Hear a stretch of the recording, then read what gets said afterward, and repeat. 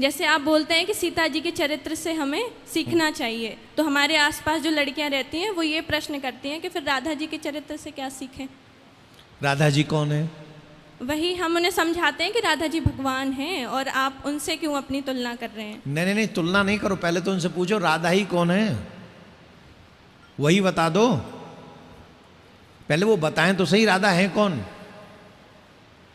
जो ये कहते हैं कि राधा भगवान की प्रेम का थी, उन मूर्खानंदों को न राधा जी का पता है न कृष्ण जी का पता है।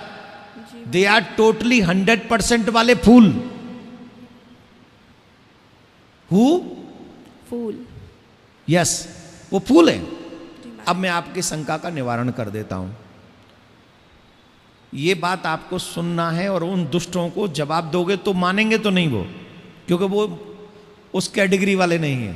पर फिर भी क्योंकि तुम्हारे मन में वो डाउट न रह जाए उनको बार बार सुनने के बाद, सिर्फ तुम्हारे लिए मैं बोल रहा हूं। सुनो, तुम्हारे हाथों ने माइक पकड़ रखा है, ठीक है? ये शरीर ने माइक पकड़ रखा है, राइट? जी महाराज जी। पक्का? जी। लेकिन इसके भीतर जो आत्मा है, अगर वो न हो इस शरीर में, तो इस शरीर में माइक पकड़ने का सामर्थ्य होगा? नहीं होगा। जोर से बोलो। नहीं होगा महाराज। नहीं होगा। तो तुम शरीर हो कि आत्मा हो? शरीर। तो शरीर हो तो वो आत्मा के निकलने के बाद भी माइक तो पकड़ ही लेना चाहिए तुम्हें। अब बोलो, शरीर हो क्या आत्मा? आत्मा। एक सेकंड में लौटा है जी। यही बोध जब तक नहीं होगा तब तक राधा और कृष्ण का प्रेम समझ में नहीं आएगा।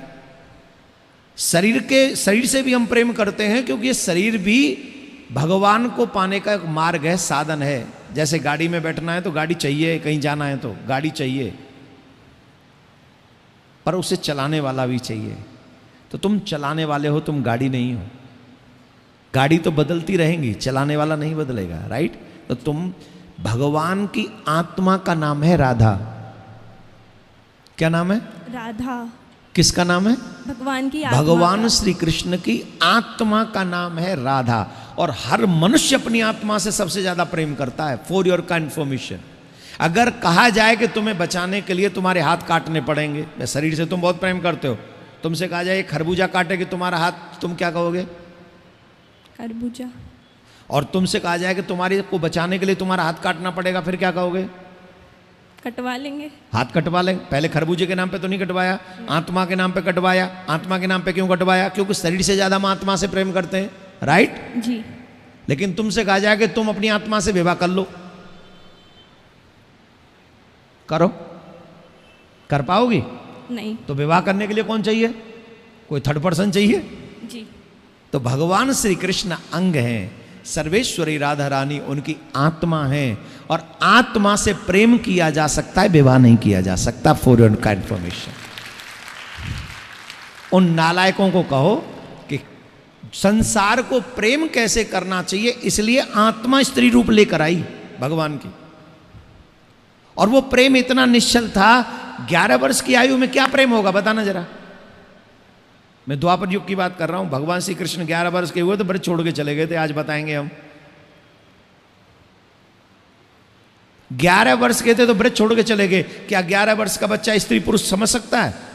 नहीं महाराज। आजकल की गारंटी नहीं, कंप्यूटराइज सिस्टम है। लेकिन उस समय का बच्चा, द्वापर युग का बच्चा स्त्री पुरुष समझ सकता है। और फिर भी प्रेम कितना निश्चल था।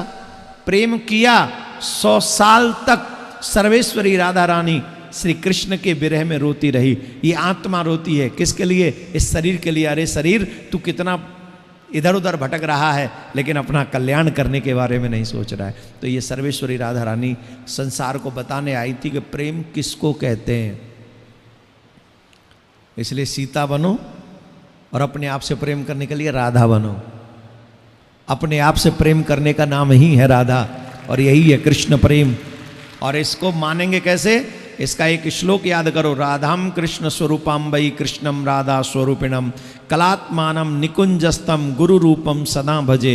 श्री राधा ही कृष्ण है, कृष्ण ही राधा हैं। ये दोनों एक हैं, बस एक स्वरूप सदा, दो ही नाम, एक के ही दो नाम है। जैसे तुम्हारा आशिका, तुम्हारी आत्मा शरीर का हो गया आशिका, और आत्मा तो आत्मा है ही। जी।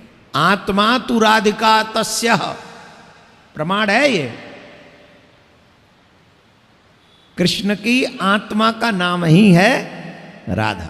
अब समझ में आ गई? जी महाराज जी। नाम जप का नियम कैसे कर सकते हैं पढ़ाई के साथ? क्योंकि जो हमारे माँ बाप हैं और पिताजी हैं, माताजी हैं, वो ये भी कहते हैं कि अभी से नाम जप करना है, तो पढ़ाई कैसे होगी? तो नाम तो कभी भी जाप कर सकते हो, और नाम इसलिए भी जाप करना चाहिए, जीवन में पढ़ना सिर्फ और सिर्फ जीवन के लिए जरूरी है। जो भी हम पढ़ना चाहते हैं या पढ़ रहे हैं, वो जीवन का निर्वाहन हो सके इसके लिए हम पढ़ रहे हैं, राइट? जी महाराज जी। लेकिन जो भजन कर रहे हैं हम, जो नाम जाप कर रहे हैं, वो हम किसके लिए कर रहे हैं? मुक्ति के लिए अपनी, मुक्ति के लिए अपनी। हमें जन्म ही न लेना पड़े, जी। हमें बार बार पुनरपि जन्मम पुनरपि मरणम पुनरपि जननी जठरे शयनम, इस झंझट से बचा जा सके, इसके लिए हम ठाकुर जी का भजन कर रहे हैं। और ये काम हम कर भी सकते हैं तो सिर्फ मानव योनि में कर सकते हैं। नाम जप जो कर सकते हैं वो इसी योनि में कर सकते हैं। महाराज जी, जैसे नाम जप करते हैं, पूजा पाठ करते हैं, तो आजकल ये बातें बहुत सुनने को मिलती हैं कि अभी से इस आयु में क्या करने की आवश्यकता है, हाँ, बहुत पूजा पाठ कर रही हो। तो जिन लोगों, जो लोग ये बातें करते हैं, उन खुद कितनी उम्र के हैं? हमसे काफ़ी बड़े हैं सब। और वो खुद नहीं करते होंगे? नहीं। तो जो वो क्या चाहेंगे? शराबी क्या चाहेगा? कि सब शराबी हो जाएं। जी। जुआरी क्या चाहेगा? कि सब जुआरी हो जाएं। व्यभिचारी क्या चाहेगा? पूरी दुनिया व्यभिचारी हो जाए। चोर क्या चाहेगा? पूरी दुनिया चोर हो जाए। यही चाहेंगे ना? तो जो खुद नहीं करते हैं पूजा पाठ, वो तो यही चाहेंगे कि हमारी पार्टी बढ़े। तो तुम अगर उनकी पार्टी में शामिल होना चाहते हो, इट्स अप टू यू। लेकिन अगर तुम्हें पता है कि पार्टी तो खटिया की अच्छी है, राम जी की अच्छी है, हनुमान जी की अच्छी है, तो इस पार्टी में जब जाना है तो उस पार्टी के रूल रेगुलेशन फॉलो करने पड़ेंगे, और उसके लिए भजन करना पड़ेगा। मीराबाई 7.5 साल की थी, 7 साल की थी, कीर्तन में जाती थी, भगवान से प्रेम हो गया। ध्रुव जी 5.5 साल के थे, भगवान को 6 साल के हुए तो प्राप्त कर लिया। प्रहलाद जी महाराज ने भी कम आयु में, 6-7 साल 8 साल की आयु में ही नरसिंह भगवान को प्रकट होने पर विवश कर दिया। तो ये उस समय कहाँ थे जो आज हमें बता रहे? तुम तो आज फिर भी 20-22 साल की होगी, वो फिर ध्रुव जी तो 6 साल के थे, भगवान से मिल लिए। तो भक्ति में आयु का कोई भी मतलब नहीं है। जिस दिन ठाकुर जी प्रेरणा दे दें कि तुम्हें भजन शुरू कर देना चाहिए, भक्ति में चले जाना चाहिए, तो उसी दिन को शुभ मानकर उसी दिन से हर दिन लगे रहो। जैसे जीवन में जीने के लिए भोजन जरूरी है हर दिन, वैसे ही जीवन को सुंदर बनाने के लिए भजन भी जरूरी है हर दिन।